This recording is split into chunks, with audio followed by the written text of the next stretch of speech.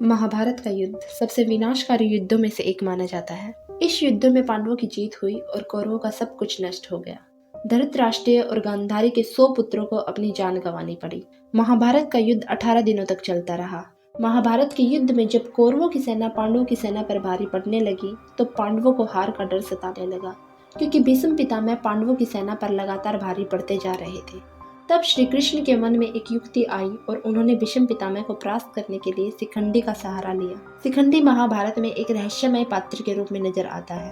नमस्कार दोस्तों, आपका हमारे इस YouTube चैनल पर हार्दिक स्वागत है। महाभारत के युद्ध में भीष्म पितामह भले ही अर्जुन के बाणों से सरसैया पर आ गए, लेकिन उनकी मृत्यु की वजह कोई और ही था। इसका नाम था शिखंडी। लेकिन क्या आप जानते हैं कि आखिरकार शिखंडी था कौन, जिसकी वजह से भीष्म पितामह को मृत्यु की सैया पर लेटना पड़ा? महाभारत के अनुसार शिखंडी पुनर्जन्म में अम्बा नाम की राजकुमारी थी, जिसने भीष्म की मृत्यु की कामना के लिए शिखंडी के रूप में दोबारा जन्म लिया था।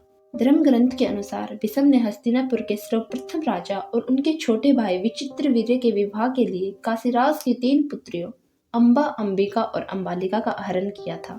जब भीष्म पितामह को पता चला कि अम्बा राजा शाल्व से प्यार करती है तो उन्होंने उसे राजा शाल्व के पास भेज दिया, लेकिन राजा शाल्व ने अम्बा को ठुकरा दिया। हताश होकर अम्बा भगवान परशुराम के पास पहुंची और भीष्म से बदला लेने के लिए आग्रह किया। परशुराम जी ने अम्बा को भीष्म से विवाह करने के लिए कहा, लेकिन भीष्म ने आजीवन ब्रह्मचर्य की प्रतिज्ञा के कारण इनकार कर दिया। परशुराम जी को यह बात बहुत खराब लगी। इसके बाद उन्होंने भीष्म से युद्ध किया, लेकिन वो भीष्म से पराजित हो गए।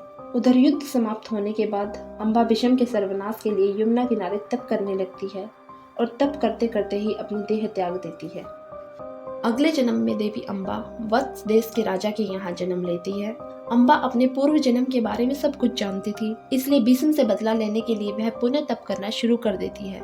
इस बार उसके तप से प्रसन्न होकर भगवान शिव उसे वरदान मांगने के लिए कहते हैं। तब देवी अम्बा भीष्म की पराजय का वरदान मांगती है। भगवान शिव उसे मनचाहा वरदान देते हैं, लेकिन अम्बा कहती है कि हे प्रभु, कन्या होकर वह भीष्म को कैसे पराजित कर सकती है।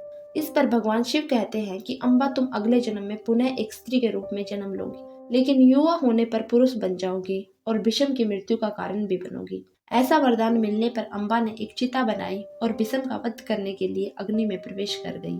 महाभारत काल में देवी अम्बा राजा द्रुपद के यहाँ शिखंडी के रूप में पैदा हुई। एक यक्ष ने शिखंडी की सहायता के उद्देश्य से अपना पुरुषत्व उसे दे दिया और उसका स्त्रीत्व स्वयं धारण कर लिया। यक्ष ने शिखंडी से कहा कि जब कार्य पूर्ण हो जाए तो मेरा पुरुषत्व मुझे पुनः लौटा देना। शिखंडी ने उसे ऐसा ही करने का वचन दे दिया। महाभारत का युद्ध जब आरंभ हुआ तो भीष्म पितामह को हराने के लिए शिखंडी अर्जुन के साथ उसके रथ पर सवार होकर भीष्म पितामह के सामने आ गया। भीष्म पितामह ने देवी अम्बा के सामने शस्त्र न उठाने की प्रतिज्ञा की थी। इस वजह से भीष्म पितामह ने अपने शस्त्र रख दिए। तभी अर्जुन ने शिखंडी को ढाल बनाकर भीष्म पर तीरों की वर्षा कर दी और भीष्म पितामह को पराजित किया। अर्जुन के बाणों से छलनी भीष्म पितामह बाणों की सैया पर आ गए। इस प्रकार से शिखंडी भीष्म पितामह की मृत्यु की वजह बना।